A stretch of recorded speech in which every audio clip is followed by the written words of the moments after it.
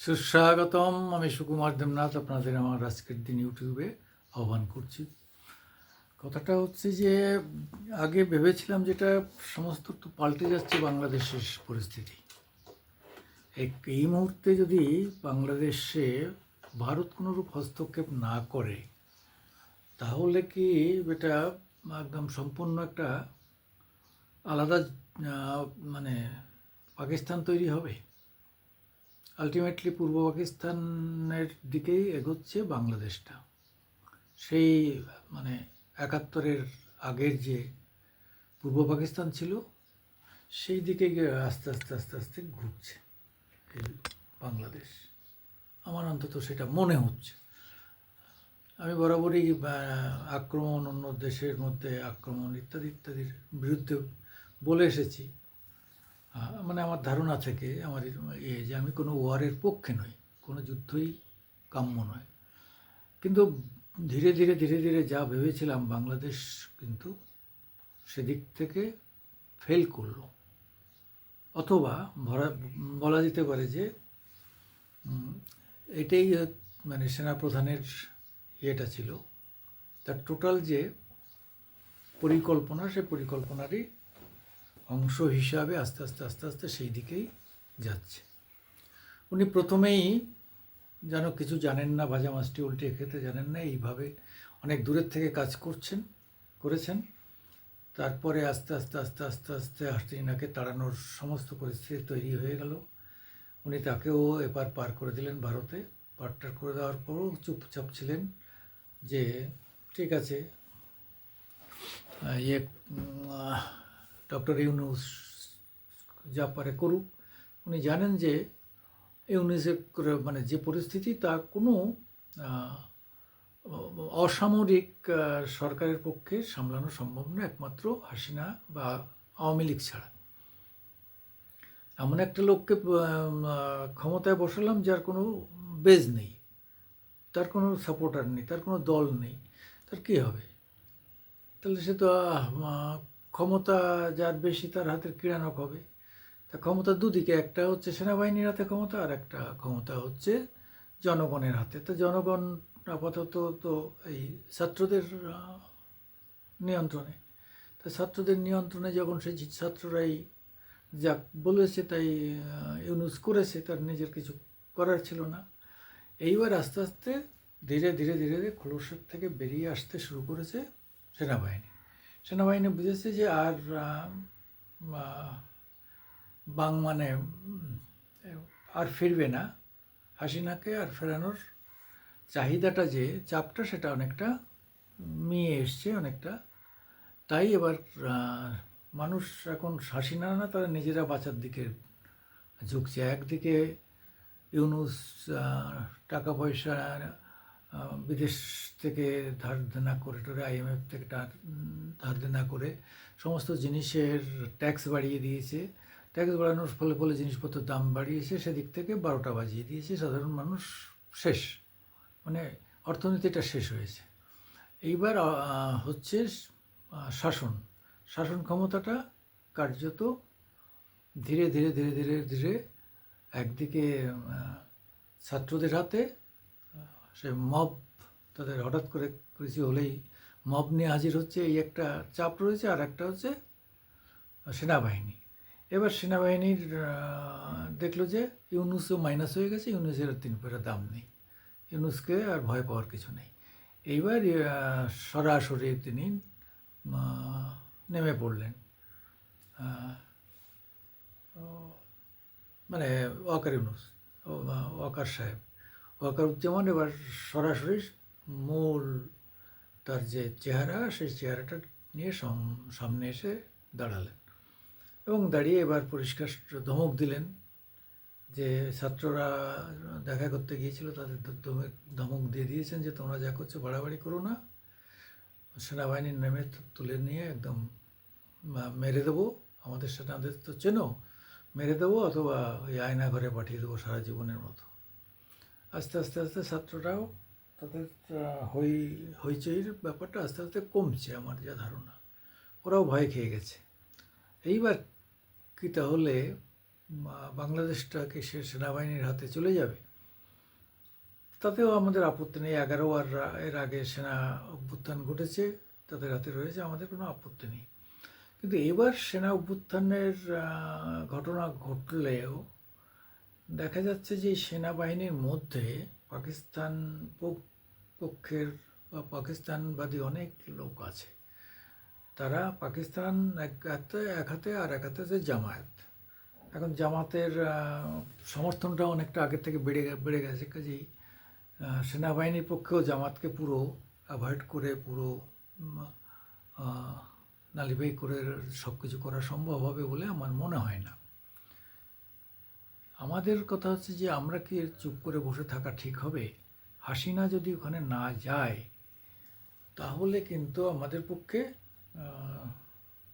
পাকিস্তান এবং দুটো পাকিস্তান, মানে সেই আগের ওয়েস্ট পাকিস্তান জ্বালাচ্ছে বা ইস্ট পাকিস্তান, ইস্ট ওয়েস্ট দুটোই আমাদের পার্মানেন্ট হলো। হ্যাঁ, একটা ঠিকই পাকিস্তান ভেঙে যাচ্ছে, ঠিক আছে, সবই ঠিক আছে, কিন্তু কথা হচ্ছে যেটুকু থাকবে, পাঞ্জাবটুকু থাকলেও ওদের তো একটাই কাজ হচ্ছে, সব জায়গার থেকে টাকা তোলো, অস্ত্র কেনো আর আমাদের ভারতের বিরুদ্ধে লাগাও। যদিও এখন বালুচ এবং আফগানিস্তান থেকে লড়তে গিয়ে পাকিস্তান অনেকটা দুর্বল, এটাই আমাদের একটু আশার কথা। এই ছাড়া আমাদের সামনে কিন্তু আশার কিছু নেই। আমাদের উচিত কিছু একটা করা। বাংলাদেশকে এতটা সহজে ছেড়ে দিলে হবে না। আমরা যদি হাসিনাকে না পাঠাতে পারি তাহলে আগামী দিনে কিন্তু বাংলাদেশে ভারতের পক্ষের কোনো দল বা কোনো নেতা আর দাঁড়াবে না। ফলে আমরা কিন্তু অনেকটা লস করব। আমরা যদি আজকে মানে চীন কী করবে, চীনের ভয়ে আমরা মুখ লুকিয়ে সরে যাই তাহলে খুব মুশকিল হবে। তবু দেখা যাক চীন থেকে ফিরুক ইউনূস, আদৌ ফিরবে কিনা বা ওখান থেকেও ফ্রান্সে চলে যাবে কিনা মেয়ের কাছে, সে যাই হোক, আমাদের আরও দুটো দিন অন্তত অপেক্ষা করতে হবে। অর্থাৎ আমরা মার্চ পর্যন্ত অপেক্ষা করতে পারি। মার্চের পরে কিন্তু আমাদের আর হাত তুলে বসে থাকলে হবে না। এপ্রিল আসলে এপ্রিল ফুল করে দিতে হবে বাংলাদেশে, একদম এপ্রিল ফুল করে ব্যাস। সেনা একটা ঝাটকা দিলে কত 2 ঘন্টার ব্যাপার, ব্যাস। রাইফেল, অগ্নি, তেজস, ব্রহ্মস, এই চারটেতেই ঠান্ডা। আর আমাদের তো এয়ারডোম আছেই। মেইনলি আক্রমণ শুরু করতে হবে আমাদের চিকেন নেক থেকে, অর্থাৎ শিলিগুড়ি থেকে। কেন চিকেন নেক থেকে আক্রমণ করে আমরা ওখানে অনেকটা জায়গা ভিতরে ঢুকে আমাদের দখল করে নিতে হবে, এবং ভবিষ্যতে আন্তর্জাতিক যা চাপ হোক বলে আমাদের এই দিকটা ছেড়ে দিতে হবে। এটা আমরা ছাড়বো না। আমাদের চিকেন নেক আমাদের ঝুঁকি হয়ে যাচ্ছে, এই করা ছাড়া কোনো রাস্তা নেই। চিকেন নেকটাকে আমাদের বাড়িয়ে নিতে হবে, অর্থাৎ ওই চিকেন নেক 22 কিলোমিটার আছে, ওটা 222 করতে হবে। সেই এলাকা না নিলে আমাদের পক্ষে, এই যে এরা মাঝে মাঝে আমাদের হুমকি দেয়, 7 সিস্টার, আসলে 8 সিস্টার, সিকিমকে ধরলে আমাদের বিচ্ছিন্ন করে দেবে, কিন্তু তারা জানে না যে আমাদের বিচ্ছিন্ন করতে আসলে তো যুদ্ধ হবে, আমরা চুপ করে থাকবো। ওরা বিচ্ছিন্ন করে দেবে কীভাবে? 22 কিলোমিটার দখল করে নেবে। তা তোরা যদি 22 কিলোমিটার দখল করে নিতে, ভারত হাত তুলে বসে থাকবে? যে চতুর্থ বা তৃতীয় সামরিক শক্তির দেশ, সে চতুর্থ সামরিক শক্তির দেশ ইন্ডিয়া চুপ করে বসে থাকবে? তোরা আমাদের 22 কিলোমিটার দখল করলি? মানে গাধা বললেও কম হয়। এরা আসলে ওরা অশিক্ষিত লোকেদের সামনে বলে তো, যে রিটায়ার্ড আর্মির লোকেরা বলছিল না, আমরা 4 ঘন্টায় দখল করে নেবো সব, 4 ঘন্টা মানে চিকেন নেক আমরা আলাদা করে দেবো, এইসব কথা যারা বলে তারা তো জেনে শুনে বলে যে আমরা কিছুই করতে পারবো না। কিন্তু অশিক্ষিত যে মানে ভারত বিরোধী যে একটা মানসিকতা আছে, আর এরা তো সবাই হিন্দু ছিল, আমাদের কনভার্ট হয়ে মুসলিম হয়েছি, সবই তো আমাদেরই ডিএনএ। কিন্তু তাতে কি হবে? মানে কথা বলে না, ভাই যদি শত্রু হয়, সব থেকে বড় শত্রু হয় ভাইয়ের, তার এটাও সেরকম হয়েছে। স্বামী স্ত্রী যদি একবার শত্রুতা হয় তাহলে তাদের শত্রুতা যে অন্য যে কোনো শত্রুতার থেকে ভয়ঙ্কর হয়। তা আজকে প্রতিবেশীর সঙ্গে ওরকম শত্রুতা হলে সেই শত্রুতা খুব ভয়ঙ্কর শত্রুতা হয়। তো আমরাও সেই রকম, যদিও আমরা মুখে বলি যে সবাইকে পাল্টানো যায়, কিন্তু প্রতিবেশীকে পাল্টানো যায় না। এটাও যেমন ঠিক, আবার প্রতিবেশী হয় সব থেকে খতরনাক, ক্ষতিকারক এবং ধ্বংসাত্মক। ফলে আমাদের সতর্ক থাকতে হবে। এইবার সবক শেখাতে হবে বাংলাদেশকে। এরকম একটা সময় এসছে, মার্চ পর্যন্ত সময় হয়ে অপেক্ষা করা যেতে হবে। তারপরে আমার যা ধারণা যে আমাদের ভারতকে কিছু একটা করতে হবে। আর হিন্দুদের উপর এত অত্যাচার হলো, মোদি সাহেব এখানে চুপচাপ বসে থাকলেন, তিনি কোনো করলেন না। হ্যাঁ, এই যে নির্লিপ্ততা, এই যে ভয়ঙ্করভাবে হিন্দুদের মরতে দেওয়া,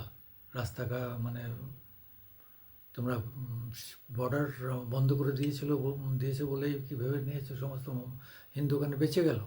আরও মারার প্ল্যান করে দিলেন। Sir sir sir sir sir